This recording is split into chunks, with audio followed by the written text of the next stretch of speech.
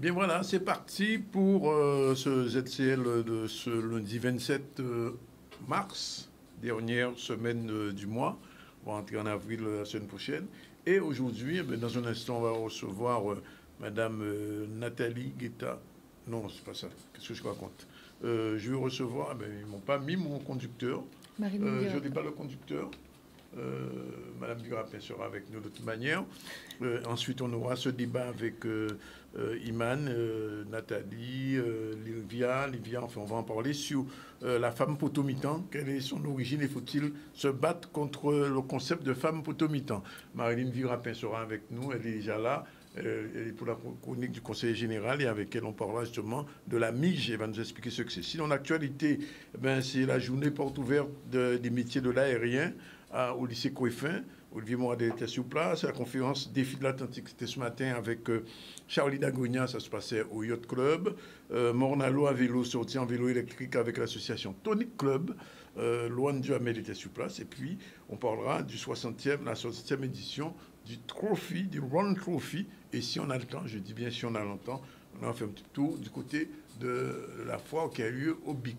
Je vous remercie d'être avec nous. Nous serons avec vous jusqu'à 14 h. On va parler effectivement de choses qui vous intéressent puisque les femmes auront un rôle très important aujourd'hui. La première personne que je reçois, c'est une femme, Madame Durapin.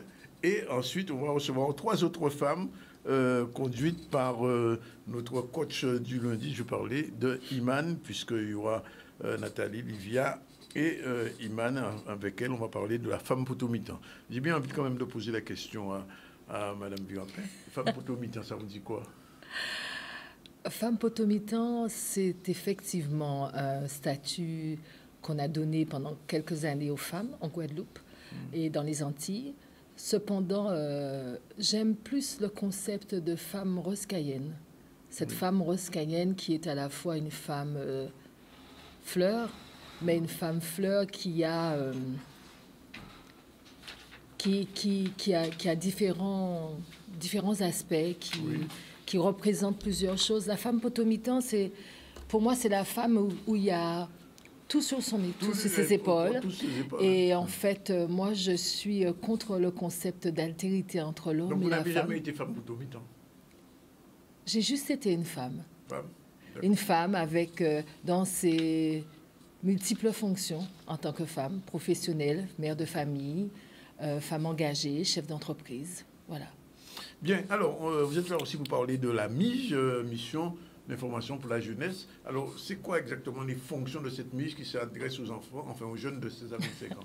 Alors, la mission jeunesse départementale, dite MIGE pour être plus simple, est un service qui a été créé dans la collectivité pour répondre aux besoins au plus près des jeunes, puisque vous savez que le conseil départemental est chef de file de l'action sociale et donc d'emblée à une mission qui est très liée à tout ce qui concerne le social. Et pour la jeunesse, particulièrement les jeunes protégés, les jeunes de l'aide sociale à l'enfance. Et pour la jeunesse en général, la collectivité a tenu à vraiment mettre en place un service dédié. Et ce service, ça fait 10 ans qu'il existe. Il fait remonter des besoins, il fait remonter les difficultés, les problématiques qui évoluent au fil du temps, au bout de 10 ans. Et en même temps, propose au président et aux élus des solutions pour répondre aux besoins des jeunes. Et comment la MIGE intervient au quotidien, j'ai envie de dire? Alors, au quotidien, on intervient avec un partenariat très fort avec la mission locale. Oui, j'imagine. Voilà, puisque notre service préside la commission d'aide financière, où est attribué avec des fonds du conseil départemental le fonds d'aide aux jeunes. D'accord. Ce fonds d'aide aux jeunes a plusieurs volets. Un volet social, un volet économique et spécifiquement dans les réponses qui doivent être données. Depuis 2019, il y a également ce qu'on appelle le fonds d'aide d'urgence pour les jeunes de plus de 21 ans. Alors, il y a aussi ce qu'on appelle le contrat jeune majeur que j'ai vu à l'écran. Et le contrat jeune majeur, en fait, est une réponse normalement spécifiques pour les jeunes protégés de l'aide sociale à l'enfance. Et la collectivité départementale qui a choisi dans une décision, dans une volonté politique de soutenir les jeunes défavorisés, issus de familles défavorisées ou de familles rencontrant des difficultés financières, pour leur permettre d'aller plus loin, pour leur permettre d'aller au plus près de leurs projets, notamment en études supérieures, propose également aux jeunes qui ne sont donc pas protégés par l'aide sociale à l'enfance de pouvoir leur faire une demande. Et ces jeunes, entre 18 et 21 ans, peuvent bénéficier de ce qu'on appelle un contrat jeune majeur. Alors, il s'agit de jeunes scolarisés ou jeunes non scolarisés? Alors, dans cette situation, pour le contrat jeune majeur, on attend quand même que le jeune ait un projet. Ça peut être un projet de formation, ça peut être une scolarité, mais ça peut être un jeune qui est dans une dynamique, qui n'a pas encore trouvé, mais qui fait preuve d'une grande volonté, puisque le contrat jeune majeur, ce n'est pas seulement un aspect, on va dire, financier, c'est un aspect à la fois éducatif et financier. Voilà. Alors, j'imagine que au moment où nous parlons, il y a des parents qui vous regardent et qui ont des jeunes qui sont soit déscolarisés, soit en quête de formation. Qu'est-ce qu'on peut leur dire concrètement par rapport à ce contrat jeune majeur, par rapport même aux actions de la MIJ? Alors, très concrètement, pour les jeunes qui ne sont pas en formation ou qui sont à la recherche, le plus important, c'est vraiment l'entrée en inscription à la mission locale. Parce que la mission locale, c'est vraiment le partenaire du conseil départemental. La porte d'entrée, c'est la mission locale. Voilà, c'est la mission locale. Et à ce moment-là, véritablement, on peut mettre en place un parcours, puisqu'il existe un parcours qu'on appelle aujourd'hui le PACEA, le parcours d'accompagnement pour les jeunes. Et à ce moment-là, une fois que ce jeune est inscrit, le conseil départemental peut intervenir en matière d'aide financière, en matière d'accompagnement social, puisque maintenant, depuis 1990, création de la mission locale, le conseil départemental est le fondateur de la mission locale en 1990. Donc vous voyez que c'est un partenariat qui date de longue date et qui fonctionne. Alors ça signifie donc, à bien vous écouter, qu'en réalité, la MIJ n'a pas de contact direct avec les jeunes. Ah si, puisque il m'arrive de recevoir des jeunes. Quand même. Ah oui, complètement. Il y a des jeunes qui viennent me voir directement. Donc à ce moment-là, on fait du conseil, de la réorientation, de la mise en contact, puisque je vous disais tout à l'heure que la mission jeunesse départementale est là aussi pour porter des réponses, pour faciliter l'accès aux informations.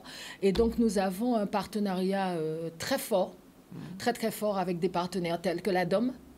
Par exemple, nous avons des partenaires sur la mobilité internationale. Beaucoup de jeunes partent en mobilité internationale. Donc, comme je vous disais, la mission jeunesse, c'est à la fois de la conceptualisation, mais c'est à la fois un outil de vecteur d'information vers les autres partenaires. Donc, effectivement, les jeunes peuvent venir, les parents viennent me voir. Ce matin, avant de venir vous voir, j'ai reçu une maman avec sa fille. Donc, voilà, c'est un service qui est ouvert et je profite de l'occasion, pendant que je suis déjà avec vous, pour donner l'adresse email du service, qui était une adresse email générique. C'est mission MI2SION.jeunesse, JEUNE2SE, @cg971.fr. Je répète, mission.jeunesse, cg971.fr. Cette adresse générique, quand les usagers vont nous écrire, en réalité, nous sommes 2 à recevoir le mail. C'est une volonté pour que, si l'une n'a pas vu, l'autre réagit. Donc, il y a également ma collaboratrice, qui est Madame Oko, qui travaille avec moi sur cette gestion du contact avec les usagers. Et donc, quand vous écrivez, vous êtes sûr que vous allez avoir une réponse. Et c'est pour ça que je préfère donner l'adresse de la mission jeunesse plutôt que de donner un numéro de téléphone où il peut y avoir des absences, où on peut ne pas répondre. Voilà. D'accord. Alors, j'avais reçu il y a quelque temps Mme Chaumont-Lamotte de la mission locale. De la mission locale, qui me disait à Madame peu la près, je crois que directrice. c'est 3 000 à 4 000 jeunes qui avaient été, qui étaient venus à la mission locale et qu'on avait pu dispatcher un peu plus. Ça veut dire que votre action, elle est très large. Ben, nous sommes une mission jeunesse départementale, c'est-à-dire que nous travaillons sur l'ensemble du territoire, à tel point qu'il m'arrive très régulièrement d'aller dans les communes, dans les villes, faire des interventions pour expliquer ce que c'est que la mission jeunesse, pour expliquer ce que fait le conseil départemental, quelle est la volonté du président Losbar, puisque nous avons un président qui aujourd'hui souhaite absolument que l'information aille en proximité et surtout que le service rendu à la population soit de qualité. Donc, ce travail de proximité est, je pense, le plus important pour pouvoir donner les informations, puisque celui qui ignore l'information ne peut pas utiliser et accéder à ça. Donc, nous menons un travail très important sur la communication. Vraiment, la mission jeunesse départementale est un service aujourd'hui au service de la jeunesse, un espace dédié pour développer, pour répondre justement aux publics les plus fragilisés, ceux qui ont besoin d'aide. Oui. Alors, on a deux types de jeunes quand même. Il y en a certains qui sont jeunes, qui ont entre 16 et 18 ans, qui ne travaillent pas encore, qui n'ont pas encore de projet. Mais quand, par exemple, un jeune, il veut créer son entreprise, créer son emploi, comment la mission intervient? Est-ce que c'est avec la mission locale ou c'est la MIJ ou les deux en même temps? De travail partenariat, comme on dit... l'union fait la force. Ouais. Donc, en ce qui concerne la création d'entreprises, je vais vous dire, on va plus loin. C'est-à-dire que le conseil départemental, aujourd'hui, a ce qu'on appelle le fonds d'aide aux jeunes, comme je vous disais, et avec ce fonds d'aide aux jeunes, il y a une partie spécifique pour les créateurs d'entreprises. Et pour vous donner l'exemple de l'importance de travailler ensemble, vendredi 10 mars, nous avons organisé une réunion spéciale, conseil départemental, mission locale et un établissement banquier, pour donner des informations aux jeunes créateurs d'entreprises, spécifiquement. Donc, nous avions une quarantaine de jeunes, pas une quarantaine, une vingtaine de jeunes qui étaient là, ils ont pu poser toutes les questions, tant à la collectivité régionale qu'au niveau du conseil départemental et de cet établissement bancaire, parce qu'on se rend bien compte que nous avons des jeunes qui sont pleins de bonne volonté. Il y en a qui sont très courageux même, mais quelquefois, il leur manque. Ils ont un petit plus qui leur manque pour pouvoir aboutir, atteindre, aller jusqu'au bout. Et donc... nous avons décidé, donc les deux collectivités ensemble, puis cet établissement bancaire, de faire des réunions avec la mission locale mensuelles pour que véritablement la jeunesse guadeloupéenne comprenne les enjeux de ce que c'est que la gestion financière quand on a une entreprise et les conditions favorables, les aides disponibles pour qu'ils puissent créer leurs entreprises. L'autre aspect, c'est l'aspect pratique. Un jeune qui n'a pas de voiture, qui n'a pas le moyen de se déplacer, je sais pas moi, qui habite Marie-Garnette, par exemple, comment ça se passe pour lui? Alors, je suis très heureuse, Monsieur Zandonis, que vous me posiez cette question, puisque, étant une Ilienne, de toute façon, dans notre programmation, nous avons prévu également d'aller dans les îles. Donc, ça veut dire que nous irons aux Saintes et nous irons également à Marie-Galante pour organiser une réunion. Pas à Désirade? La désirade, c'est en fonction des besoins.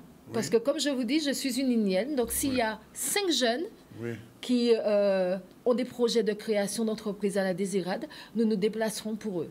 Puisque l'idée, je vous rappelle que, comme je vous dis, notre président veut que nous soyons dans la proximité avec les Guadeloupéens pour alors leur emmener les informations et pour que nous soyons près d'eux pour les accompagner. Alors, il y a un dispositif dans votre pays qui s'appelle le parcours d'accompagnement conceptualisé vers l'emploi et l'autonomie, le PACEA. Comment ce dispositif se met-il en place pour un jeune entre 16 et 25? Alors, en fait, le PACEA, aujourd'hui, c'est le parcours d'accompagnement qui est reconnu par l'État. Oui. Et donc, c'est la mission locale qui le met en place.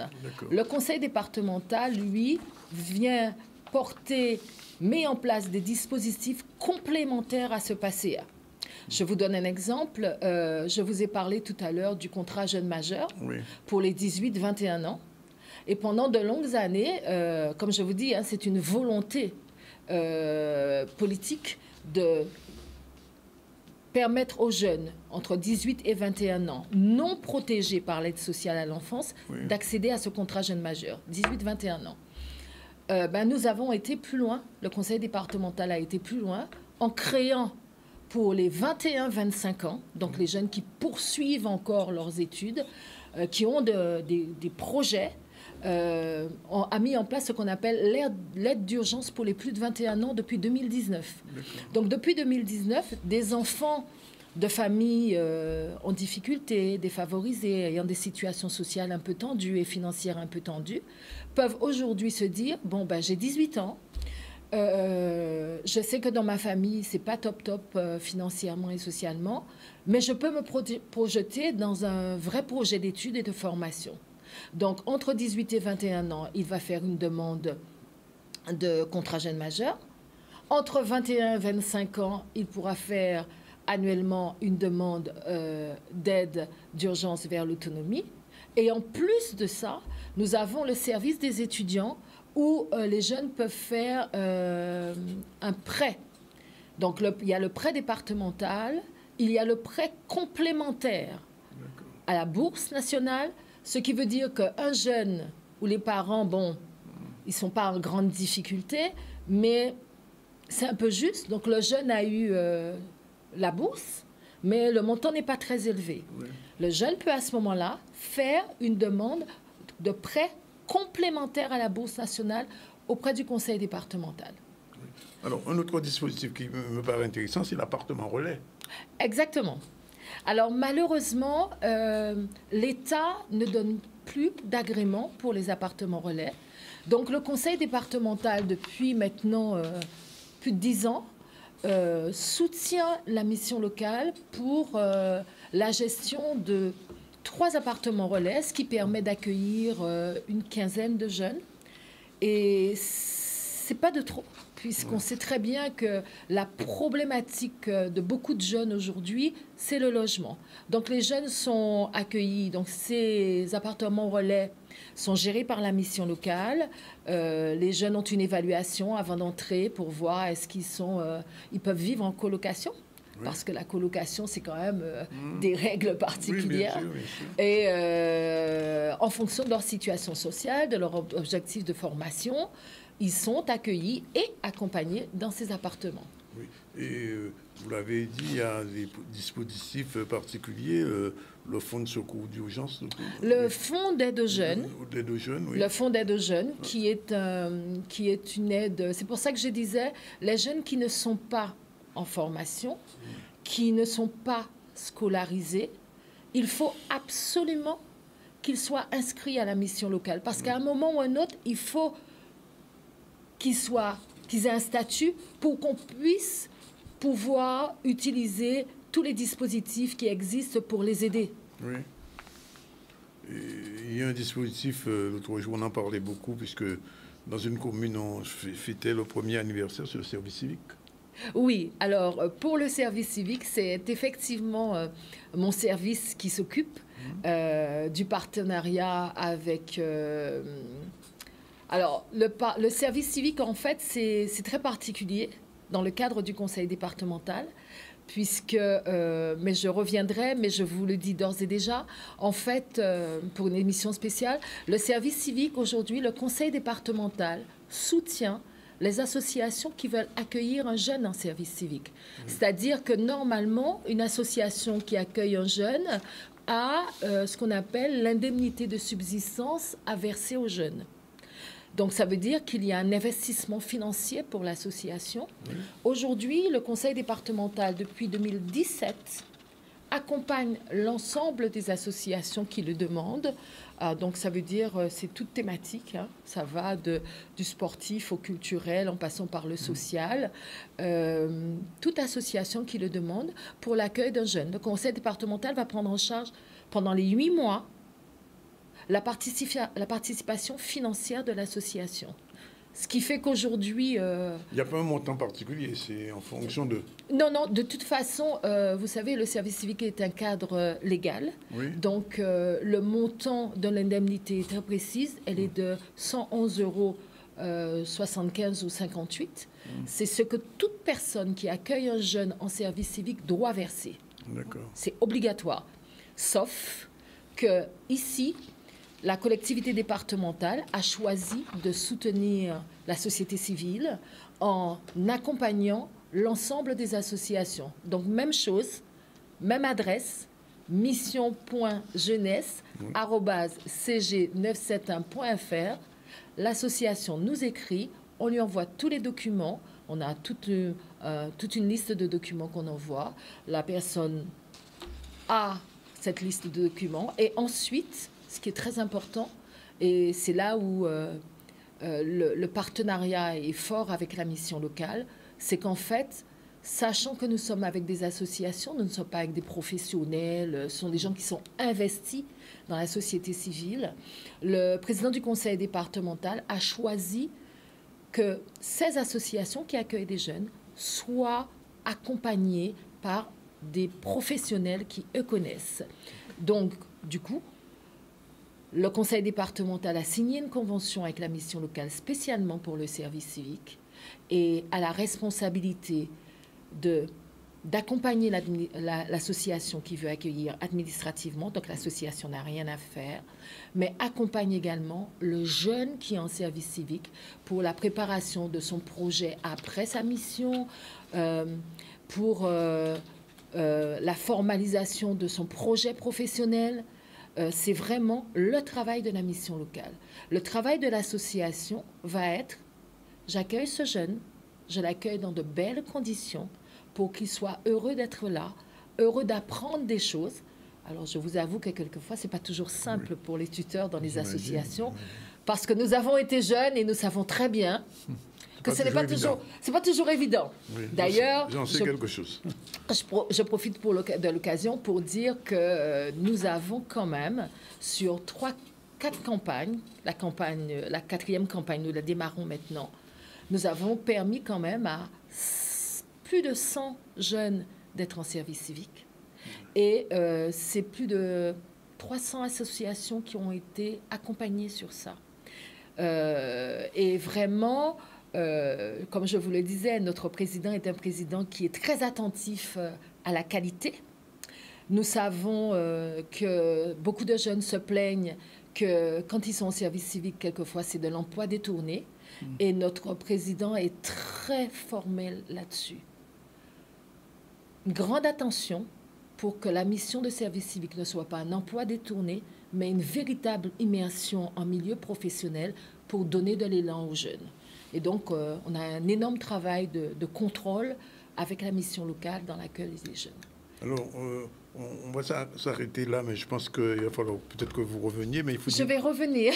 2 petits mots quand même sur le CLUD, c'est-à-dire le comité de lutte contre le décrochage scolaire. C'est important. Oui, c'est très important parce que je trouve que ce CLUDES, le comité de lutte contre le décrochage scolaire, c'est le résultat d'un long travail partenarial pour permettre justement aux jeunes qui étaient en service civique, mais qui sont des jeunes en décrochage scolaire, pour qu'une fois qu'ils ont fini leur mission de service civique, que véritablement il y ait de véritables propositions pour qu'il n'y ait pas de rupture dans leur parcours d'inclusion sociale et professionnelle, mais que justement, ils sont déjà fragilisés avec un décrochage scolaire, qu'on aille plus loin avec eux. Donc, nous avons le rectorat avec nous. Nous avons la DRAGES, qui est la nouvelle DGSCS, associée au rectorat. Nous avons un certain nombre de partenaires, la mission locale. Nous avons un certain nombre de partenaires qui travaillent avec nous très régulièrement et nous nous rencontrons très régulièrement. Voilà, on attend de jeunes. Qu'est-ce que la mission locale qui suit nos jeunes ont prévu pour eux? On est vraiment, comme je vous disais, sur une qualité du service rendu, une qualité sur l'accompagnement de jeunes. Et c'est vraiment, en tout cas pour la collectivité départementale, cette mission jeunesse, c'est ça sa mission. C'est faire en sorte que pour la jeunesse guadeloupéenne, entre 16 et 25 ans, il y ait un service de qualité et un service qui va centraliser, en fait, tout ce qui est dispositif du conseil départemental et tout ce qui est connaissance de ce qui existe autour pour répondre aux besoins des jeunes. Bien, Madame Burampin, je pense qu'on a fait un tout, pas encore tout à fait complet, parce qu'il y a encore beaucoup de choses à dire sur la mission jeunesse départementale, MIJ, comme on l'appelle. La MIJ. On va vous recevoir quand vous voudrez pour aller encore plus au fond de toutes ces questions. Mais en tout cas, ce qu'il faut retenir, c'est qu'il y a une véritable volonté de la part de la collectivité de prendre en charge les jeunes de 16 à 25 ans. Et ça, c'est important parce que, vous le savez très bien, c'est chez ces jeunes-là que le nombre de chômeurs est le plus important. Plus de 25% des jeunes de 25 ans et plus sont au chômage. Donc, si cette MIJ peut permettre de raréfier un petit peu, de porter un début de solution, ce ne serait pas une mauvaise chose. De porter des réponses. Bien. Donc, je voudrais simplement dire à tous ceux qui nous regardent ce midi de ne surtout pas hésiter, même si vous auriez un doute en vous disant mais non, mais à pas bon service là ou à pas bon monde là. Au contraire, écrivez-nous. Nous allons nous faire un réel plaisir de vous orienter ou de vous réorienter ou de vous répondre sur la question que vous posez. Sur les besoins. Sur les besoins. De toute façon, ces chiffres INSEE qui sont terribles et qui disent 25% de notre population quand même en difficulté, il y avait déjà une dynamique au niveau du président Losbar et des élus. Ça n'a fait que renforcer cette volonté politique de répondre aux besoins des jeunes. Je vous remercie. À très bientôt. Il est presque 13h. C'est l'heure de faire un petit tour dans l'actualité. La journée porte ouverte des métiers de l'aérien. C'était vendredi dernier au lycée Charles Coueffin. Et donc, il y a une véritable démonstration pour les jeunes qui sont intéressés par l'aérien. Ça demande aussi. Et c'était devant la caméra de Olivier Moradel. On regarde. Franchement, ce matin, je suis contente pour une deuxième édition. C'est vrai, c'est la première fois que je participe, mais je suis fière de voir que c'est un groupe de Guadeloupéens qui ont pris cette initiative en partenariat avec le lycée Charles Coueffin pour mettre en place des formations, parce qu'aujourd'hui, on constate que nos jeunes, ils sont demandeurs. Et je peux vous dire qu'en Guadeloupe, il y a des pépites. Et cette journée, ce sera peut-être, je dirais, le moment clé pour que ces jeunes puissent vraiment prendre une décision définitive, accompagnés justement de leurs parents. Nous avons décidé de mettre en commun nos connaissances, nos compétences pour pouvoir justement présenter et faire connaître au grand public et aux jeunes aussi tous les métiers qui existent dans l'aérien. Dans l'aéronautique, on va avoir le métier de pilote, de contrôleur aérien, on va avoir tout ce qui est maintenance aéronautique, donc des métiers accessibles aux hommes comme aux femmes, on ne fait pas de différence. Il suffit juste de vouloir, d'avoir envie, d'être motivé et de venir nous rencontrer. C'est vrai que parler avec les personnels navigants, etc., ça a permis de plus m'éclairer sur mon orientation, donc ça aide beaucoup. Moi j'aimerais bien faire pilote de ligne. Après c'est vrai que de ce que j'ai vu, la marine ça commence un peu à m'intéresser et aussi l'armée de l'air. Donc, voilà. La région n'hésite pas d'accompagner ces jeunes au niveau de la formation professionnelle parce que la preuve en est, nous avons accompagné quand même 22 parcours pour l'année 2021-2022 à hauteur de 10 000 € par année et par stagiaire. Donc je dis que la région a sa part aussi tout à fait dans cette formation aux côtés des jeunes. Les métiers en général sont ouverts de 16 à 30 ans, que vous ayez le bac ou même un brevet ou même pas de diplôme. Tant que vous êtes motivé, nous, il n'y a pas de souci, on vous embauchera. Voilà, il est déjà 13h. On prend la pause, on se retrouve tout à l'heure avec notre ami oui, Iman, qui sera là avec deux autres femmes, Livia et Nathalie. Nathalie qu'on a reçue la semaine dernière. La double casquette, cette fois-ci, c'est la coach qui viendra. On parle des femmes poteau-mi-temps. Poteau-mi-temps, ça, poteau-mi-temps, la version mi-temps en case. C'est dans le système vaudou que ça vient de là et on a appris pendant l'esclavage. Enfin, on va en parler tout à l'heure. À tout de suite. Voilà, il est déjà 13h02 et nous sommes avec, bien sûr, Iman. Bonjour Dani. Bonjour à tous. On va parler dans un instant de la femme poteau-mi-temps. Oui, avec deux invités de marque. Deux invités, présentez-les. Oui. Donc Nathalie Babourage d'Oclaluna, plus précisément, qui est coach et écoféministe. On va parler de la femme poteau-mi-temps aussi avec Livia Quero, qui est coach en sexualité, écrivaine. Coach en quoi? En sexualité. En sexualité? Eh oui. Bon, intéressant. Bon. Donc, On y sujet passionnant qui arrive. On y revient dans un instant. Voilà, on part tout de suite dans l'actualité. Puisque l'actualité, il y avait ce matin une conférence de presse, puisqu'il va y avoir une manifestation. J'ai envie de dire Marine encore, puisque une conférence de presse pour le défi atlantique, c'était ce matin au Yacht Club. Charlie Dagonia était sur place, on regarde. Ce défi atlantique, déjà, c'est bien pour montrer tout le potentiel qu'a la Guadeloupe en matière d'économie bleue, de croissance bleue. C'est l'unique course transatlantique au départ du nid de la Caraïbe. Mais je veux dire que ce n'est pas qu'une course. C'est bien mettre en valeur tout le potentiel nautique de la Guadeloupe. Déjà, cette course, elle part de Pointe-à-Pitre, elle va longer toutes les côtes de Basse-Terre, elle va remonter au Sainte, elle va passer devant Marie-Galante, elle va partir vers la Désirade. Ça montre que nous avons un bassin nautique qui est extraordinaire et nous voulons le faire savoir.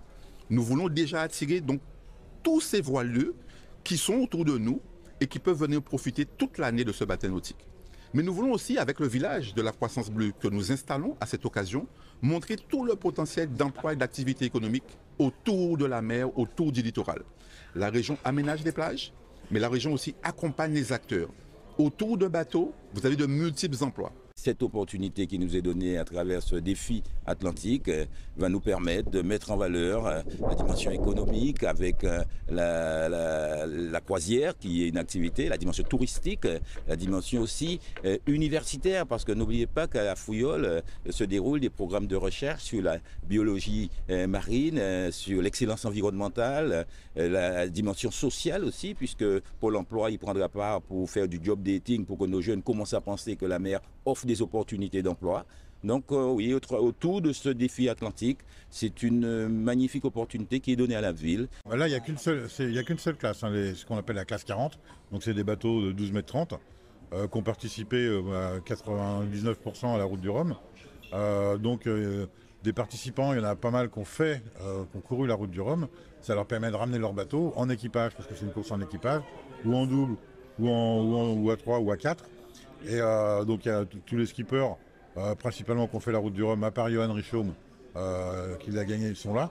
Et donc on peut s'attendre à une belle bagarre sur l'eau, ils ont tous une revanche à prendre. C'est un peu spécial pour moi, parce que c'est ma première course en tant que skipper de ce bateau, ma première course sous les couleurs d'Everial aussi, alors, la deuxième avec la Caribbean 600 qui avait lieu à Antigua. Je découvre le classe 40 et ce bateau qui est flambant neuf, donc l'idée c'est avant tout de bien comprendre le bateau, beaucoup travailler dessus. On est 4 à bord pour vraiment pouvoir beaucoup travailler. Voilà, c'est une transat de travail pour être le plus performant sur la suite de la saison et surtout la transat Jacques Vabre. Voilà un petit peu les objectifs, c'est aussi de ne pas l'abîmer, c'est un bateau tout neuf, un peu fragile. On va faire des optimisations en arrivant en France, donc pour que tout se passe bien dans les meilleurs délais, il ne faut pas le casser pendant cette transat. Voilà, c'est une toute petite route du Rhum, si on peut dire ça. Alors, on va revenir aux femmes. Oui. Puisque je me suis entouré de femmes aujourd'hui, comme toujours. Comme d'habitude. Oui, c'est pas de nouveauté, Alors, les femmes poteau-mi-temps. Alors, je dis ça parce que j'ai fait un petit peu de recherche, je savais déjà, les femmes poteau-mi-temps sont qui remontent de très longtemps. Tout à fait. L'époque de l'esclavage déjà, parce que les hommes étaient pratiquement écartés de la vie familiale et les femmes devaient toutes seules porter les enfants et assumer le ménage, en fait tout. Et ça a continué comme ça jusqu'à nos jours, puisque la femme poteau-mi-temps, on en parle encore. Et aujourd'hui, par contre, il y a des femmes qui disent que poteau-mi-temps, nous la savons ça. Oui, parce que ça a deux tranchants, en fait, deux aspects. On va pouvoir les aborder ensemble. Donc déjà, merci d'être là, mesdames. Je vais vous représenter parce que je pense que c'est important de le faire. Donc Nathalie, qui est donc ancien médecin militaire qu'on a déjà reçu sur le plateau, coach écoféministe, auteur d'un livre « Devenir sa propre médecine », éditrice, ou je ne sais pas comment on dit, éditrice de podcast, on dit ça? C'est éditrice? Créatrice de podcast. Créatrice de podcast qui s'appelle Danser avec le chaos. Voilà, qui a fait récemment un One Woman Show qui a eu beaucoup de succès avec une deuxième date. Et Livia, donc, qui est coach en sexualité et en résolution de trauma. Aussi autrice de 3 livres et éditrice d'un podcast aussi autour de la sexualité sacrée. C'est ça. Je peux lui poser une petite question? Oui, bien sûr. Non. C'est quoi une coach en sexualité? C'est quoi exactement son job? En fait, ça dépend. Il y a plusieurs spécificités. Mais par exemple, moi, j'accompagne essentiellement des femmes qui veulent se sentir plus à l'aise, épanouies, en joie dans leur sexualité. Et dans mon cas, souvent, elles ont eu des traumas. Uniquement les femmes, pas les hommes. Personnellement, les femmes. Mais après, il y a des coachs en sexualité qui s'occupent des hommes, des couples, des femmes et des hommes. C'est assez vaste, en fait. Je travaille avec quelques hommes, mais c'est essentiellement des femmes dans mon cas, mais ça pourrait être des hommes aussi. Bien, c'était pour bien cadrer le job. La parenthèse. On va revenir parce que c'est vrai que l'aspect du corps, je trouve, est important à prendre en compte parce qu'on n'est pas qu'un esprit, aucune âme, on est un corps, et d'être un peu dans une harmonie ou en tout cas dans un alignement de ces 3 entités, pour moi c'est important d'en parler. Et c'est aussi pour ça que Livia est là. Tout à fait. Voilà. Alors déjà, qu'est-ce qu'on c'est une femme potomitan? C'est vrai que Danick en a parlé. C'est un mot qui vient du créole haïtien, voilà, qui d'abord identifiait le centre, la colonne vertébrale du temple sacré où il y avait une communication qui se faisait avec tout ce qui est invisible, imperceptible, et la femme était initiée à des pratiques religieuses en lien avec le vaudou pour communiquer avec les esprits, très clairement, enfin voilà, avoir tout cet aspect sacré et divin, voilà. Donc c'est resté, et maintenant on l'associe à quelque chose de pilier du foyer, la personne centrale sans qui rien ne se passe en fait, qui est un peu décisionnaire de tout ce qui se passe, à la fois les activités quotidiennes, les grandes décisions de vie, etc. Donc c'est quelque chose qui est, comme tu l'as dit, lié à notre histoire. Et dans un premier temps, ce serait intéressant de se poser la question, peut-être Nathalie, de comment était la femme perçue avant l'abolition de l'esclavage, peut-être avoir, je sais que vous n'êtes pas historienne, mais peut-être avoir un regard sur l'avant. Et qu'est-ce qui a changé avec l'esclavage? Oui, alors c'est vrai que je ne suis pas historienne, mais je m'intéresse énormément à notre histoire de l'humanité parce que clairement, ça a un impact sur notre santé, sur notre manière de nous relier à notre corps, sur les traumas qu'on porte. Et ce qui est intéressant, c'est qu'on voit comment est-ce que des schémas qui datent de plusieurs millénaires sont encore ancrés en nous aujourd'hui. Il y a même des études scientifiques qui montrent en fait que dans notre ADN, si on le mesurait, on pourrait avoir des signes de trauma de nos arrière-grands-parents. Ouais, pour dire à quel point c'est hyper présent en nous. Et moi, je m'en rends compte avec les femmes que j'accompagne ici en Guadeloupe et en Martinique aussi d'ailleurs. Ce concept de femme potomitan, moi, je l'ai découvert en arrivant en Guadeloupe il y a 6 ans maintenant. Et on va dire que de manière très synthétique, avant l'esclavage, en tout cas dans les peuples, notamment d'Afrique ou même d'Asie, moi je suis d'Inde et c'était pareil, la femme est au centre, en effet, de la famille. On parle de société matrilinéaire.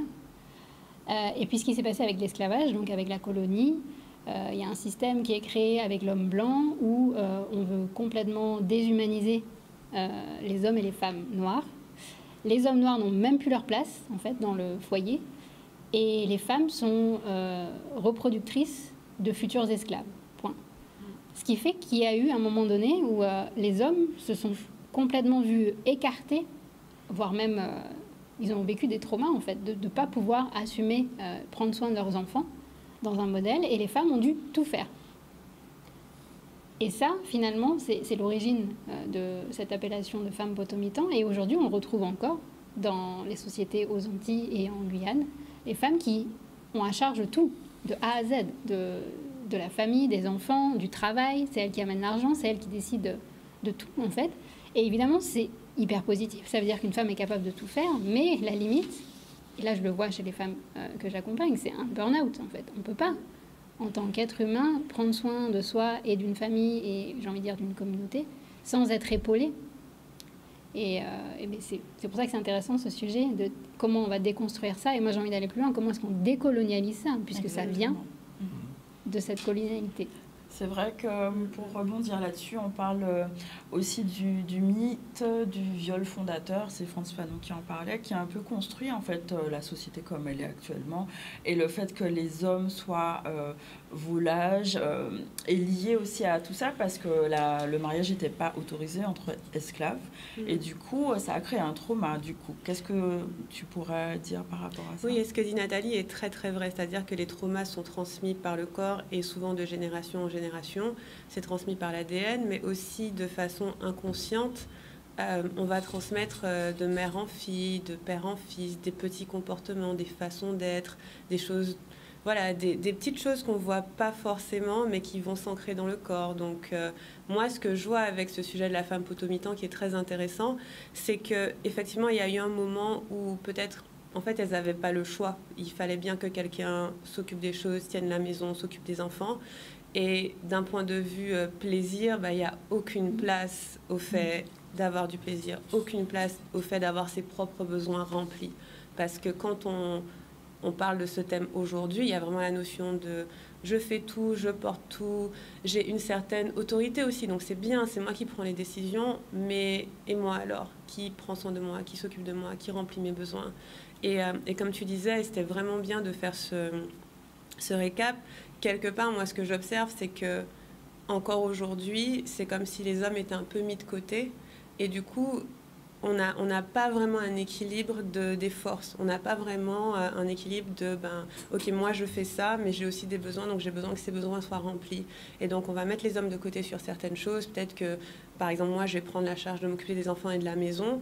Et du coup, lui, il va faire autre chose. Mais peut-être qu'en fait, j'ai besoin d'aide pour les enfants et la maison. Mais comme c'est tellement séparé, comme c'est tellement cloisonné, on n'a pas cet équilibre qui aurait pu avoir lieu. Et je trouve que, même si c'est bien...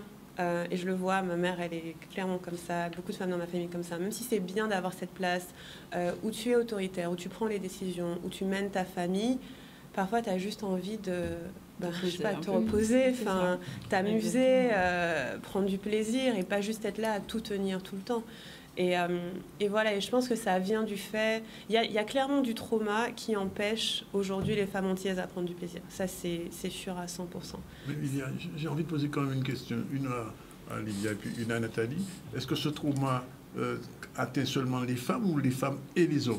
Ça atteint les deux, mais pas de la même façon. Ça ne va pas s'exprimer de la même façon. Par exemple, chez une femme, on va voir que se dire je vais prendre... 1 heure pour moi et rien faire, c'est très difficile parfois. Parce que tu vas te dire, mais non, je ne peux pas, j'ai ça à faire, j'ai ça à faire. Et pour les hommes, il va y avoir parfois un sentiment d'impuissance. Alors, ce qui est difficile pour les hommes, mais ça c'est dans toutes les sociétés qu'on voit aujourd'hui, mais il y a énormément d'incitation à la performance. Il faut toujours performer, il faut toujours être fort, il faut toujours tout faire pour être bien, être solide. Et donc, on a des hommes qui ont du mal à être avec leurs émotions, qui ont du mal à être vulnérables, qui ont du mal à communiquer, qui ont du mal à entendre les besoins de quelqu'un d'autre, qui ont du mal à entendre non. Et ça, c'est aussi parce que ça n'a pas été appris. On n'a pas grandi... Enfin, quand je dis on, je parle généralement, mais on n'a pas grandi avec une intelligence émotionnelle qui nous permet d'être dans des relations tout le temps. On est en train de l'apprendre maintenant. Et donc ça aussi, je pense que ça vient s'hériter. Quand on n'a pas eu l'exemple, on est obligé d'apprendre par nous-mêmes. C'est vrai que... C'est ça, on n'a pas de modèle. C'est ça. En fait, maintenant, on sera les modèles pour nos enfants. Je pense que c'est ça. Et ce dont tu parles, c'est vrai que c'est souvent l'équilibre entre sa part yang et yin, de pouvoir accepter, s'autoriser à recevoir ses émotions, à les vivre, etc. Et pouvoir être après dans l'action, ne pas être que dans l'action. Et souvent, les femmes potomitan, elles étaient obligées d'être surtout là-dessus. en s'oubliant complètement. Donc, c'est vrai que peut-être tu voulais parler une deuxième question. Oui, non, je vais lui poser une question. Est-ce que les féministes, puisque Iman disait que tu étais féministe, s'opposent aux femmes potomitans et aux hommes? Pas du tout. En tout cas, dans ma définition du féminisme, les hommes aussi. Mais tu fais bien de poser la question. Moi, je trouve que c'est toujours hyper intéressant parce qu'on peut avoir cette croyance que les féministes sont contre les hommes, contre les femmes potomitans, et pas du tout. Pour moi, j'ai choisi cette définition parce que pour moi, être féministe, c'est que les femmes et les hommes aient les mêmes opportunités, la même visibilité et qu'on voit qu'on est différents. Et qu'on accepte qu'on a un corps différent, une physiologie différente, et comment on fait pour être ensemble. Et je connais des hommes qui sont féministes. Heureusement qu'il y en a un, parce que sinon on s'en sortirait pas. Et après, il y a eu différentes vagues de féminisme depuis ces 100 dernières années. Et on va dire que les premières féministes, c'est vrai qu'elles avaient une tendance très guerrière et presque contre les hommes. Mais je pense qu'il y avait besoin de ça pour qu'on pose les choses et qu'on revienne sur les bases en termes de droits, tout simplement. Et j'ai appris il n'y a pas longtemps, par exemple, au Canada, que jusque dans les années 60, les femmes n'avaient pas le droit d'avoir un compte bancaire séparé. Ouais, c'est la même chose en France. C'est fou, quoi.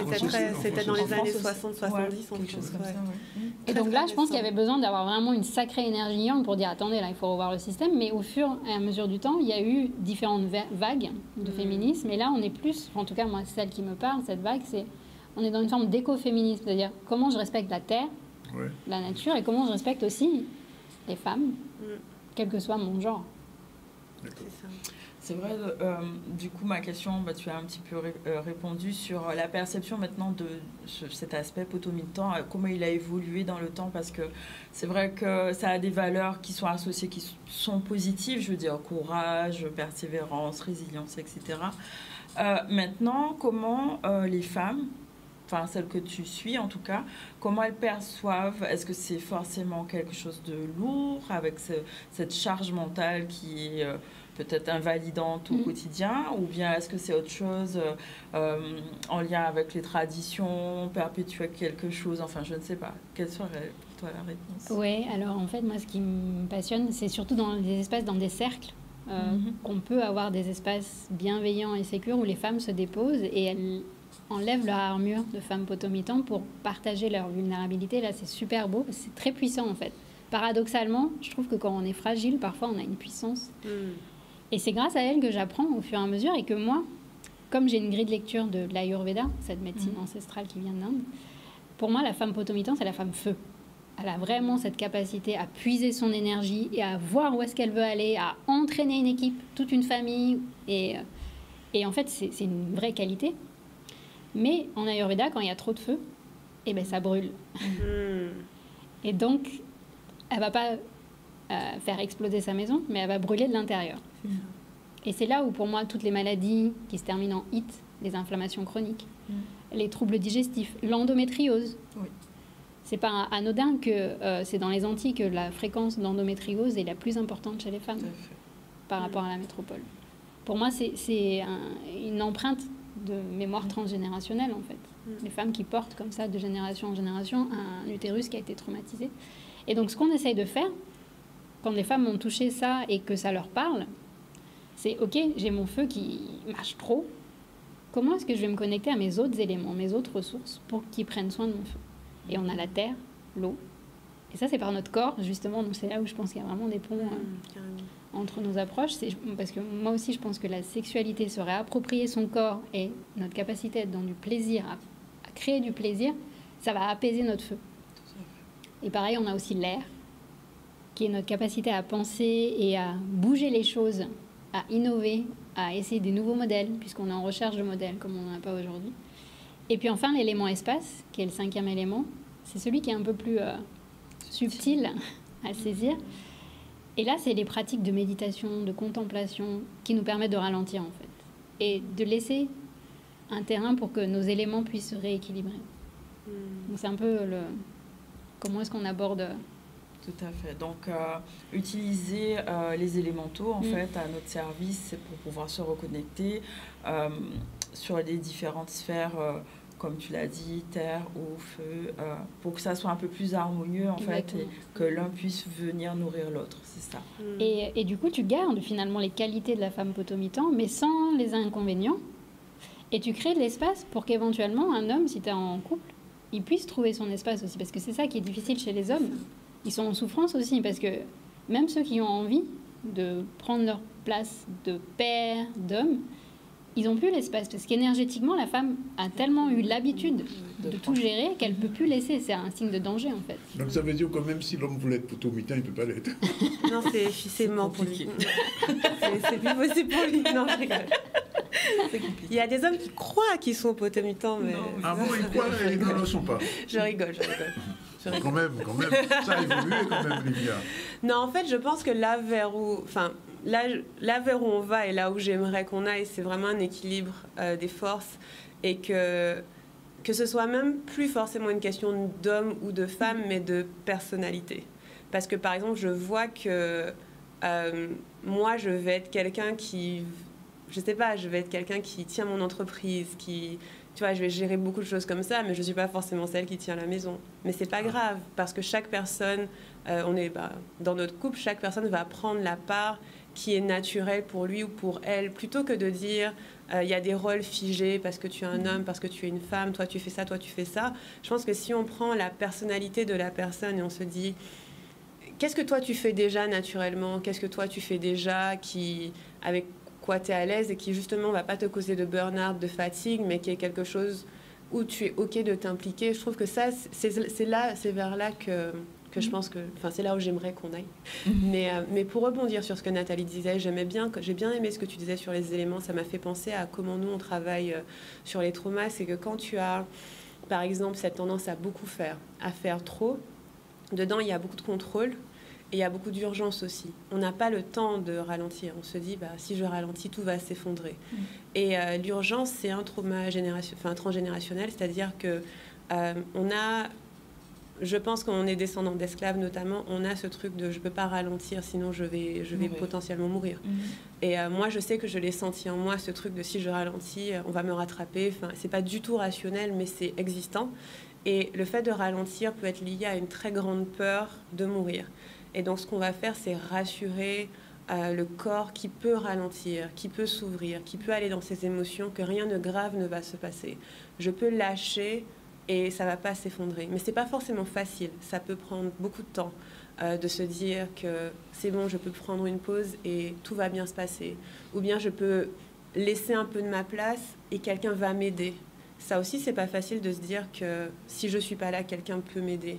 Et en fait, ça peut prendre du temps de se rassurer, de se dire, j'ai pas à tout tenir. Si je lâche un peu, ça va pas s'effondrer. Mais c'est une peur qui est potentiellement très ancrée. Donc ça prend un peu de temps pour apaiser ça. Mais ça s'apaise, ça peut s'apaiser. De prendre le temps, la lenteur, d'accepter aussi que l'autre puisse aider. C'est ça, l'autre ou bien la communauté, la famille. Moi, je sais pas comment vous le sentez, mais moi, je sens que parfois, on a cette envie de tout faire tout seul. On se dit, il faut que j'y arrive tout seul. Si j'y arrive pas tout seul, c'est un échec. Qu'on soit un homme ou une femme, on se dit, je dois trouver la solution. Or, les humains sont pas faits pour faire les choses seuls. On est fait pour être interdépendants, pour être en communauté. On est fait pour être soutenus. Et ça aussi, c'est un peu le biais du colonialisme, parce que c'est du capitalisme, en fait. Ce côté où l'individualisme, on fait tout seul, ce n'est pas naturel chez les humains. C'est quelque chose qui nous a été... Enfin, c'est un conditionnement. Et donc, partir de ça, quitter ça et se dire, je peux avoir plusieurs ressources, je peux avoir plusieurs personnes qui m'aident, et je peux du coup prendre du temps pour moi, ça se construit. Mais je pense que ça bouge un peu. Et on parlait du fait qu'on a du trauma qui vient de nos ancêtres, mais ce qui est beau, c'est que quand on soigne, nous, nos traumas, nos parents, nos grands-parents aussi, ils sont apaisés.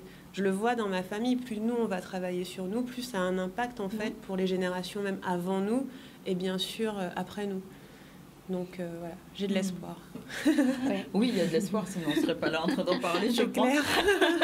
Moi, je demande aux coachs, les trois vous êtes coachs, comment vous accompagnez des femmes qui ont encore dans la posture potomitan, comment vous aidez à a évolué progressivement vers une sortie de ce concept. Parce qu'en fait, le thème du débat, c'est faut-il déconstruire ce concept? Alors, comment les coachs arrivent à déconstruire progressivement chez les femmes potomitans ce concept? Je vais bien répondre, mais je suis sûre qu'on a déjà un peu abordé. Oui, et puis surtout, nos méthodes, elles se rencontrent, elles se croisent. Et moi, c'est vrai que ça passe par le corps, puisque le corps garde toutes ses mémoires. Oui. Et en petits groupes, le fait d'être plusieurs, ça nous aide à... C'est des traumas collectifs qu'on a vécus, et donc de créer des espaces de guérison collective. C'est l'effet vraiment, c'est démultiplier, décupler, et donc dans des cercles, en fait. Moi, je propose des ateliers où on se connecte au corps, à travers de la danse. On se reconnecte aussi à cet espace qui a été vraiment traumatisé, violé, qui est le ventre de la femme, pour qu'elle puisse ressentir cette fameuse sécurité dont tu parlais, la sécurité intérieure, que même si on s'arrête, tout va bien se passer. On va le ressentir dans le corps plutôt que dans la tête. D'accord. Exactement. C'est passé par le corps, c'est ça, exactement. Ça résonne complètement parce qu'on travaille, on travaille pas forcément sur le même sujet, mais c'est une démarche similaire. Moi, mes clientes, elles viennent pour des soucis en lien avec la sexualité. Manque de désir, pas de plaisir, douleur, ce genre de choses. Et très souvent, ça va repasser par se réapproprier son corps comme étant mon corps, il m'appartient, il a le droit au plaisir. Rien que ça peut prendre un peu de temps. Et donc, du coup, on va s'éloigner du fait que je suis juste quelqu'un qui fait des choses pour les gens, je travaille, j'ai un mari, j'ai des enfants. Et on va se rapprocher du fait que j'ai un corps, j'ai le droit d'avoir du plaisir dans mon corps m'appartient. Et rien que ça peut prendre du temps. Et quand on va travailler sur les traumas, on travaille aussi beaucoup... par exemple, je vais sentir dans mon corps où est-ce que j'ai des tensions quand j'ai envie de ralentir mais que je peux pas, quand je veux prendre du plaisir mais je peux pas. Et je vais essayer de sentir dans mon corps où est la tension, où est le blocage, est-ce que je peux l'apaiser. Dans le cas du soin des traumas, c'est quelque chose d'assez lent, pour être honnête. C'est pas quelque chose qui se fait comme ça. Mais plus je me sens en sécurité, comme on disait, de ralentir, de me dire, OK, ça va, je peux prendre ce plaisir, je peux prendre du temps pour moi, plus je vais pouvoir le faire dans mon quotidien. Et puis, souvent, ce qui se passe, c'est qu'on va avoir des choses de notre quotidien qui nous déclenchent, qui vont nous créer des réactions, des réflexes. Et au fur et à mesure, on va apprendre à avoir des réactions différentes par rapport à ces choses-là. Et oui, et tout passe par le corps. Là, parce que tu peux comprendre des choses mentalement, mais tant que c'est pas intégré dans ton corps, tu vas toujours agir de la même façon. Ouais, c'est vrai. Moi, je constate aussi en danse, je fais de la danse orientale, comme tout le monde sait. Donc, je suis directement connectée à cette zone qui peut poser problème en termes de sexualité, de rapport à sa sensualité, sa féminité. C'est vraiment le centre pour moi de tout, le bassin. Donc, les gens qui viennent, les femmes qui viennent, elles sont souvent en difficulté par rapport à ça, elles ne se sentent pas à l'aise. Il y a comme si le corps est à côté et en fait... Il y a un blocage. Oui, c'est au-delà du blocage, c'est-à-dire c'est dissocié en fait. Mon corps est complètement quelque chose, une entité différente de moi en fait. Donc c'est de pouvoir revenir et de le rassocier. Alors la danse, c'est un outil extraordinaire. Après, il y a d'autres pratiques... comme l'hypnose que je fais ou la méditation, etc. Et c'est bien de faire des ponts entre le corps, l'esprit et trouver des solutions pour débloquer en fait C'est ça. J'allais dire, comme tu dis, c'est exactement ça. C'est comme si on était des têtes qui flottent. Voilà. On n'a pas... T'es une tête et tu flottes et ton corps, on ne sait pas... Voilà, on sait pas trop ce qu'il fait, mais juste ramener les deux et se rappeler qu'on a un corps qui nous appartient, c'est déjà très puissant. Effectivement. Alors, avant de passer à la prochaine étape, la femme potomitante, elle contribue à l'émancipation et à la reconnaissance des femmes antillaises. On prend une petite pause et on se retrouve tout à l'heure pour la suite. Et la fin. La suite est fin. Bon, nous sommes dans le débat sur la femme potomitante avec trois femmes. Iman qui a initié ce débat, avec son invité Livia Kero et Nathalie Babouraj qui a un forfait ZCL. Et dans un instant, on va recevoir Emmanuel Bard qui est artiste. Mais avant, il y a une question qui se pose, Iman. Oui, vas-y. Alors la question, je vais la lire parce que c'est vraiment, ça vaut le déplacement, comme on dit. Que révèlent les manifestations du désir de la femme antillaise, Livia? Que révèlent les manifestations du désir de la femme antillaise? Vous avez 4 heures. C'est clair. 2 heures. Allez. J'aurais tellement à dire. Mais vas-y, dis un peu quand même.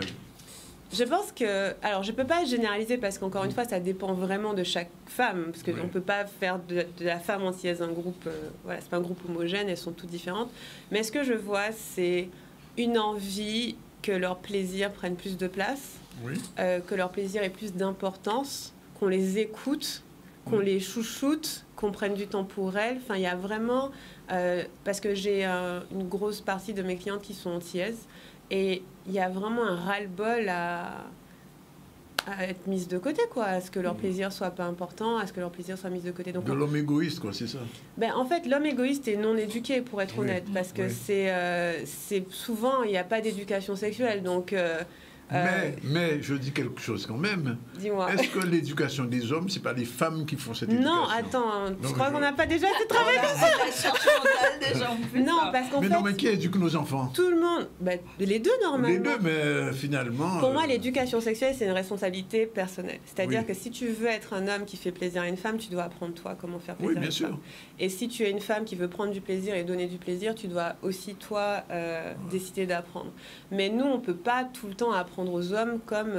souvent, en fait, le truc qu'on voit souvent, c'est il y a des femmes, surtout les jeunes femmes, vont attendre que les hommes leur enseignent la sexualité. Sauf que, très honnêtement, ils en savent pas grand-chose. Je suis désolée, messieurs, mais statistiquement, voilà. Et donc, ça va être une sexualité qui est très...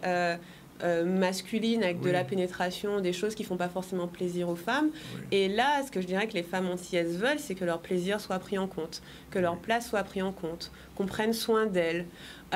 Je suis à peu près sûre que la plupart adoreraient aussi l'exclusivité.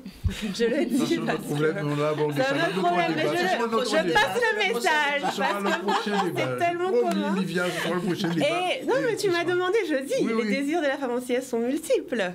Et mais je pense que juste prendre en considération... Pour les hommes, ils aiment bien l'exclusivité aussi. Oui, mais ils l'ont plus souvent. J'ai pas les statistiques. Alors, deuxième partie. Et du coup, alors, l'écriture... Est-ce que le fait d'écrire un peu, ça permet de libérer et la parole et cet aspect en fait de... Je pense oui, parce que moi personnellement j'écris depuis longtemps et avant de devenir coach en sexualité et avant d'admettre que la sexualité c'était un sujet qui m'intéressait, j'écrivais sur la sexualité en cachette. Et je le disais à personne. Oui, c'est vrai. C'était tabou. C'était complètement tabou et c'était tellement tabou que je réalisais même pas que c'était un secret. Ça m'a mis du temps. Il y a une amie qui m'a fait, mais il n'y a pas un truc que tu... Parce qu'on parlait d'une nouvelle direction que je voulais prendre. Elle m'a fait, mais il n'y a pas un truc que tu fais que personne ne sait. Je me dis, je sais pas. Elle fait, tu sais que j'écris des histoires érotiques. Elle me dit, t'es sérieuse? Et en fait, je l'ai fait en secret pendant des années et personne ne savait. Et c'est là que j'ai réalisé que c'était tabou pour moi, mais qu'en même temps, j'avais des choses à dire. Et donc, on va avoir des femmes qui expriment, mais qui osent à peine mettre les mots sur papier. Mais quand tu les mets sur papier, tu commences déjà à être un peu plus proche de ton désir, un peu plus proche de ce que tu as envie. Donc oui, ça peut complètement aider. C'est pas encore publié, tout ça? Si, j'ai plusieurs livres qui sont publiés. Mais il faudrait qu'on en parle. Il faut me réinviter. Il n'y a pas de problème. Bon, alors, dernière question, puisqu'on va devoir se quitter pour ce premier débat.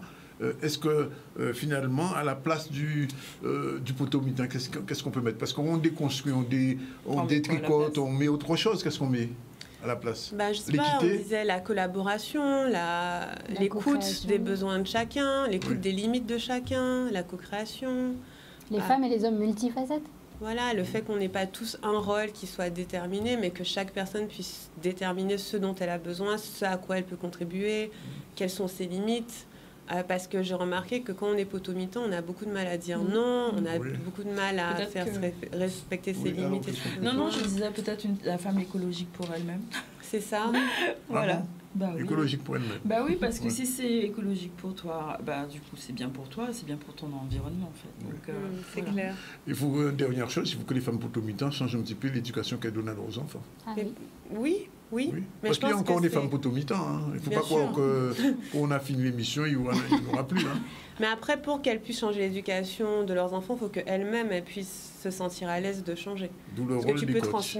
Tu peux transmettre que ce que tu peux vivre toi-même. Exactement. Merci pour ce deuxième débat. Jamais deux.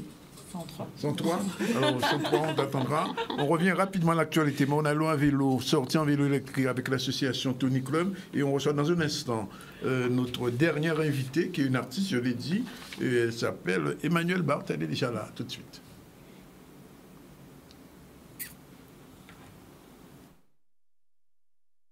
Ce défi atlantique, déjà, c'est bien pour montrer tout le potentiel qu'a la Guadeloupe en matière d'économie bleue, de croissance bleue. C'est l'unique course transatlantique au départ du nez de la Caraïbe.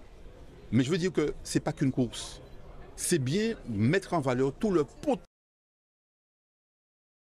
La mairie de Morne-à-l'Eau a décidé de mener cette action afin de confirmer son engagement vis-à-vis des mobilités durables et vis-à-vis de sa politique qu'elle mène depuis un bon moment sur l'humain, sur la mise en place de services et de moyens pour la population de se déplacer le plus facilement possible avec une aisance et tout en ayant un volet environnemental et une responsabilité environnementale. On a fait une manifestation pour valoriser les vélos électriques qui sont à Vieux-Beau, Morne-à-l'Eau, pour que les gens puissent connaître qu'il y a ça à Vieux-Beau et à Morne-à-l'Eau.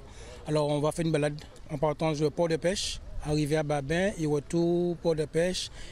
Et il y a une collation à la base de TIC. Je suis là-dedans depuis des années et comme pour faire avancer un peu Vieux-Beau, voir si on sort les gens de leur solitude, de leur isolement, de venir ensemble faire des choses. Il y a 12 vélos pour 3 stations. Donc les stations sont situées sous la plage Archimède, au bout de Morne-à-l'Eau, au cimetière, au bout de Morne-à-l'Eau, devant le cimetière, au bout de Morne-à-l'Eau et au port de Vieux-Beau. Donc ces 3 stations en général, il y a 4 vélos par station afin de permettre aux gens de pouvoir louer en toute aisance et pouvoir se déplacer sur le territoire. Et il y a 6 bornes de libre 6 bornes par station. Donc une personne qui loue à Vieux-Beau pourra facilement trouver une place pour garer son vélo au cimetière ou à la plage Archimède. Pour l'instant, on s'est fait découvrir à Vieux-Beau. On va à Babin, les gens vont connaître Babin. Il y a un circuit à peu près à 3 km à peu près. Ça plaît puisque bon, il n'y a pas grand-chose sur Vieux-Beau. Donc on essaie de mettre une dynamique un peu sur ce village. Comme c'est le premier, alors on attend pour voir la réaction de la population et ensuite on verra si c'est possible de renouveler.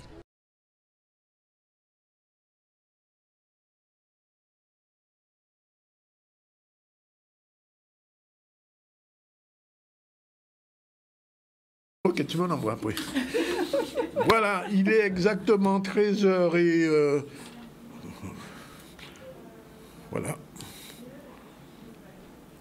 13h47, je vous l'ai dit, on va recevoir Madame Emmanuelle Barthes. Bonjour. Bonjour. Vous êtes artiste, on est content de vous recevoir. Merci. Vous avez quelque chose en cours, une expo à venir? Alors oui, c'est ça. Ce mercredi, j'ai en fait une projection expo. Oui.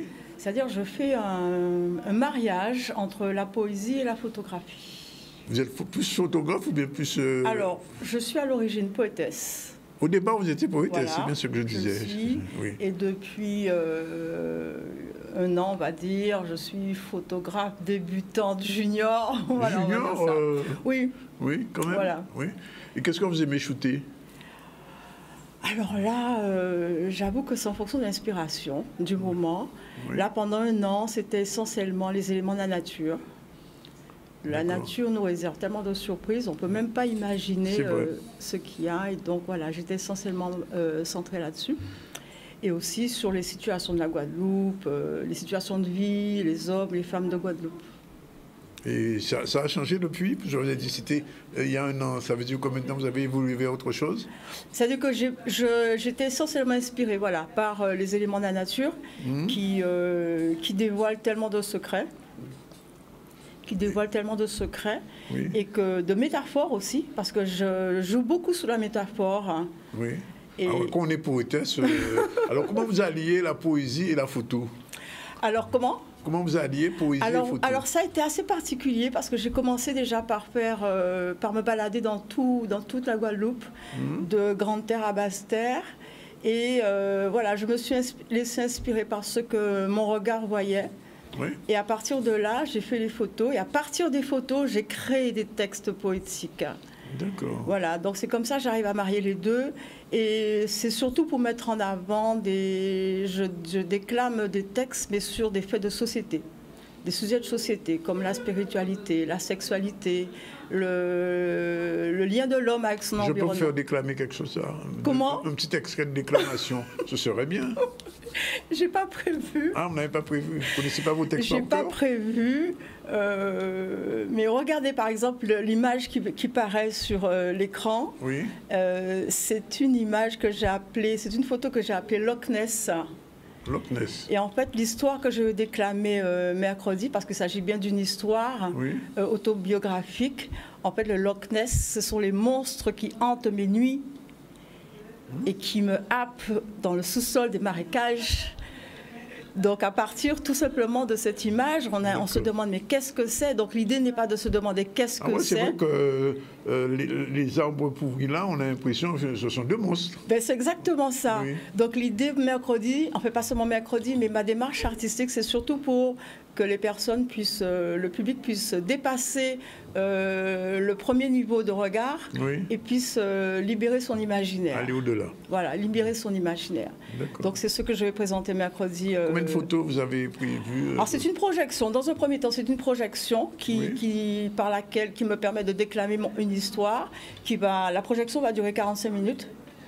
Et au-delà de cette projection, il y aura un échange avec le public. Et j'expose quelques-unes de mes photos ce soir-là. Et vous continuez à photographier et à poétiser aussi? Absolument, absolument. Oui. Surtout qu'en ce moment, c'est le mois du temps des poètes. Oui, c'est vrai. Et depuis le mois dernier, il y a pas mal de manifestations autour de la poésie. Et la poésie a vraiment... Il y a des poètes, il y a des talents en Guadeloupe et qui méritent d'être mieux connus. Alors, ça veut dire que... si vous avez un ouvrage à publier, il y aura à la fois texte et image. Alors, il y a deux choses. Il y a un recueil de poèmes, qui est en préparation. Oui. Mais il y a le livre photo qui sera issu justement de cette collection Horizon du possible, qui aura un livre photo qui sera sorti. Et aussi, ce que je ne dis pas, ou ce que je vais dire, c'est que une partie de la vente de mes œuvres sera dédiée à la création d'une fondation pour mettre en avant, pour soutenir les projets justement des jeunes artistes qui ne savent pas trop comment s'orienter. Parfois, il y en a beaucoup qui se démotivent parce qu'ils ne savent pas à quelle porte frapper ou qu'ils n'ont pas de financement. Donc voilà, une partie des œuvres sera dédiée à cette fondation. Alors, vous m'avez dit que vous photographiez beaucoup la nature et l'humain. Non, c'est ce que je vous dis. Dans un premier temps, ça a été une balade autour de la nature, des éléments de la nature, mais aussi des situations de la vie. Oui. Parce que, il y a la nature, mais il y a les hommes, il y a les êtres humains, et je photographie aussi des situations de vie. Pas de portrait. Oui, pas de portrait, je ne suis pas portraitrice. Oui. C'est vraiment pour mettre en avant, pour faire ressortir un élément de l'humain. Ça peut être le regard, ça peut être les pieds. Les pieds sont parlants. Oui, mais alors qu'est-ce qui vous a branché sur la photographie? Puisque entre la poésie où on écrit avec des mots, quelquefois en solitaire, la photo, il faut un appareil, il faut... comment vous êtes passé de l'un à l'autre? Alors il se trouve qu'en 2013, j'étais agent artistique du photographe Élie Babel. D'accord. Et en tant qu'agent artistique, justement, quand je l'accompagnais dans son développement, c'est là où j'ai découvert le monde de l'image, c'est là où j'ai découvert aussi le regard et un peu la technique photographique. Et c'est ce qui m'a donné envie, dès que j'ai eu mon premier appareil, c'est ce qui m'a donné envie de faire de la photo et de faire un mariage, en fait, entre les mots et les images. Et pas encore de film, pour l'instant? C'est pas prévu. Oui. C'est pas prévu du tout. Mais vous savez, on passe rapidement de la photo fixe à l'image à photo animée. Hein. Oui, mais c'est autre chose. C'est plus complexe. C'est une autre démarche. Oui, c'est exactement. C'est plus complexe et c'est un métier qui nécessite plusieurs métiers. Oui. Tandis que la photo, je pars comme ça à l'aventure avec mon appareil, je m'oublie même parfois, c'est ma batterie qui me fait dire « Oh là, c'est plus possible, c'est fini ». Donc voilà, je peux partir en solitaire avec mon appareil, avec ma plume et mon papier. Oui. Et ça le fait. Et c'est donc mercredi 18h30. C'est ça, Oui. Au centre Gérard Loquel de BMAO. Oui. Et j'invite vraiment chacun à venir parce qu'au-delà, donc il y a l'écrit, il y a le texte, il y a les images, mais il y a aussi le discours, le propos. C'est une histoire totalement autobiographique que je propose au public. En quelque sorte, je me mets à nu. Oui. Pour voir un peu, en ce moment, à cette période où il y a beaucoup de gens qui sont stressés, qui sont tendus par rapport à la situation, on va dire, entre guillemets, la situation Covid, ça stresse pas mal de gens. Et en dehors de ça, il y a des gens qui vivent dans la difficulté. Et c'est un peu un parcours pour parler de mon expérience, comment passer de l'état, en gros, de tristesse ou de déprime, et arriver à se remettre debout et à rester à la verticale. Trouver la ressource pour garder le sourire et garder ses rêves en tête. Voilà, concrétiser ses rêves. Ben, Madame Barthes, merci. Horizon du possible, mercredi à partir de 18h30, centre Gérard Loquel. C'est ça. Et on viendra voir ça et Merci. voir vos photos. Merci beaucoup. Voilà, on va pratiquement terminer avec un dernier sujet, c'est la foire du BIC, c'était ce week-end, dernier sujet, et on va terminer là-dessus.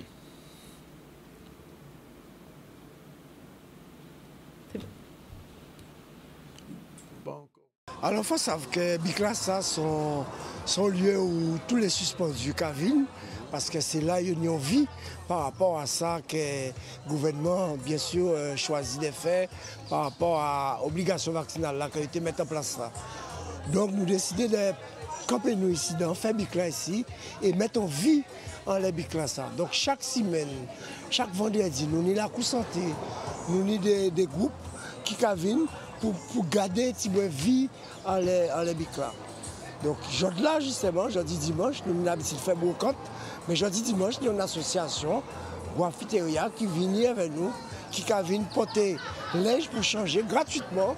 Les gens qui veulent prendre, les gens qui paniquent, qui prennent gratuitement et qui changent. Donc, c'est ça, là, une belle animation, ça a commencé. Donc, il y a un bel engouement et les gens qui viennent de plus en plus pour la journée là. Alors, c'est une gratiferia qui veut dire foire gratuite où on organise un marché où les gens viennent donner des choses, des objets qu'ils ont dans leur maison. Ça peut être des vêtements, des jouets, des jeux, des plantes, des légumes, etc. qu'on a dans la maison, qu'on n'utilise pas et on peut donner aux autres gratuitement. Oh oui, c'est très important. On les suit depuis le début.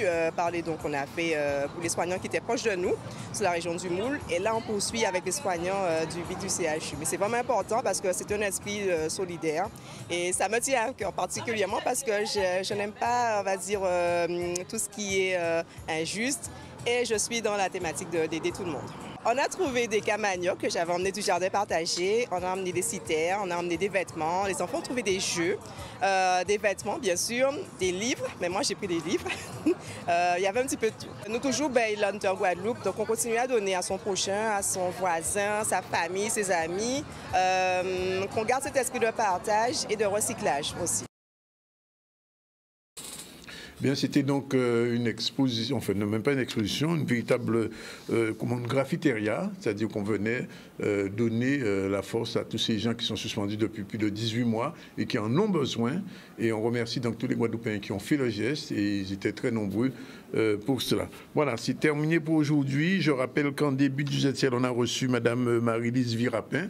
Mme Virapin est chef de la mission jeunesse au conseil départemental. Elle a parlé de la MIGE, cette structure qui permet aux jeunes de 16 à 25 ans de pouvoir sortir un petit peu de l'isolement et de trouver un véritable espace pour la jeunesse. Elle nous a présenté tous les dispositifs qui sont liés à la MIGE. Ensuite, nous avons eu ce débat sur la femme potomitan. Faut-il déconstruire ce concept? C'était avec Iman et qui a invité Livia Kérou et Nathalie Baboulage. On a discuté de ça. Et puis on vient de recevoir Mme Emmanuelle Barthes, qui est artiste, photographe et poétesse et qui nous donne rendez-vous mercredi prochain à la salle Gérard Loquel à BMAO pour son exposition. Sinon, l'actualité, c'était la conférence de presse aujourd'hui, bien sûr, de la conférence de presse du défi atlantique, on en a parlé.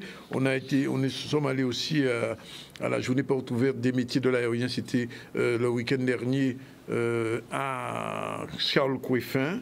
Nous sommes allés faire un petit tour à vélo à Morne-à-l'Eau et on vient de terminer avec le BIC, la foire qui s'est tenue au BIC ce week-end. Je vous donne rendez-vous demain aux mêmes horaires, 12h30 et pour 14h. La réalisation était assurée par notre ami Yann. Merci de votre attention et à demain à la même heure.